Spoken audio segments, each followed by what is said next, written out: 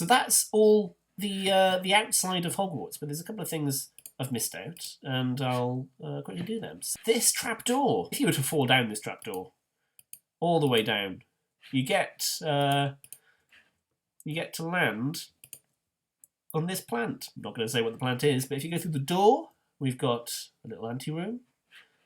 And if you go through this anteroom, you find a giant chess set. And please forgive me for the the use of the pieces. They didn't have a king and a queen in Sims, but this is the best I could do. And if you go through there, there's a room with just a club because I couldn't find a troll.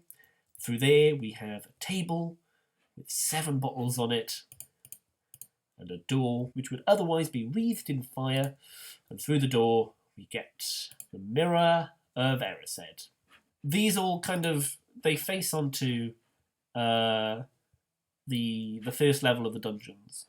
Because I imagine they were just rooms that they appropriated and they got rid of the doors. If I again go up to the 3rd floor and visit the girls' bathroom, this, not a door, leads to a very dark passageway which actually has some stairs. And if you go down the stairs, you get more stairs! And then more stairs! And more stairs! And more stairs. Until you come out in a very darkly lit passageway. And I'm going to warn you now, because I've tried to stay clear to the books, there's only really one way that you can show the giant statue of Salazar Slytherin. And other people who have made Hogwarts in The Sims 4 have had the same idea. I didn't steal it from them. There's very few ways that you can show a giant head of Salazar Slytherin, which is why you often get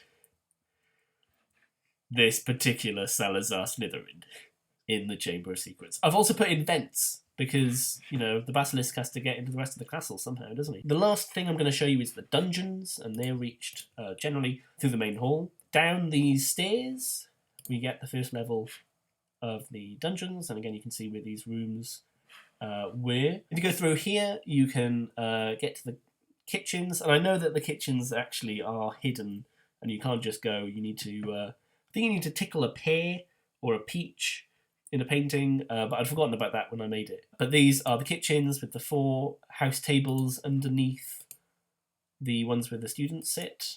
I also had the idea that there were stools everywhere because the house elves need to be able to reach the tables and they would otherwise not be able to do that. This isn't from the books, but this is from Pottermore. But did you know the Hufflepuff common room is hidden by some barrels, and if you give the correct password to a barrel, it opens up. If you give the wrong one, you get covered in, I believe, vinegar. There's a little anteroom to the Hufflepuff common room, which is meant to have windows overlooking the grounds, but as it's a dungeon, I find that hard to do. It does have windows looking out over the lower courtyard. Down this corridor, we get a... I think this is from Pottermore again. I can't remember if I imagined it. I think it's from Pottermore. But this is the secret Hufflepuff trophy room, because Hufflepuffs win a lot of awards, but they're so humble, they don't want to show off. So they stash them away so no one can see them. I think that's from Pottermore. I'm like 99% sure. And then down this corridor we get some very earthy but nicely lit dormitories and bathrooms. And that's all of Hufflepuff. And again, this is kind of all beneath Hufflepuff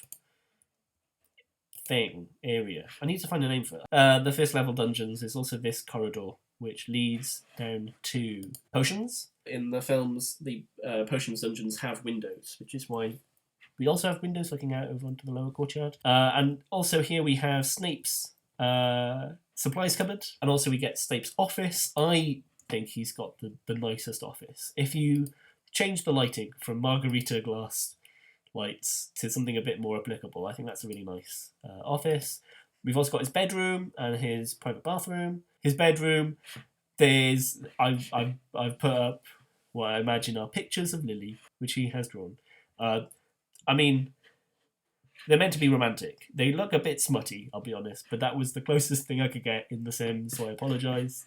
They're meant to be romantic. And this is the last bit now. From the main stairway, if we go down to the lower dungeons, we have a greenish tinge to the decor, and you can imagine this may be because it leads to a Slytherin common room. I mean, it's not very light, but it's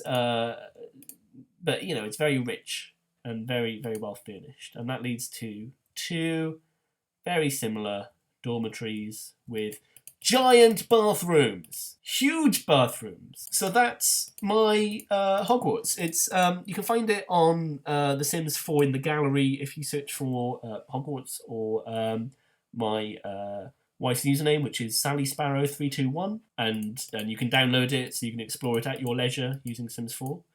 But there it is, and thanks very much for watching. I hope you enjoy it. Tom, my brother-in-law, I hope you will get off my back and finally be pleased that you can see this in all its glory. Thanks very much for watching. Bye now.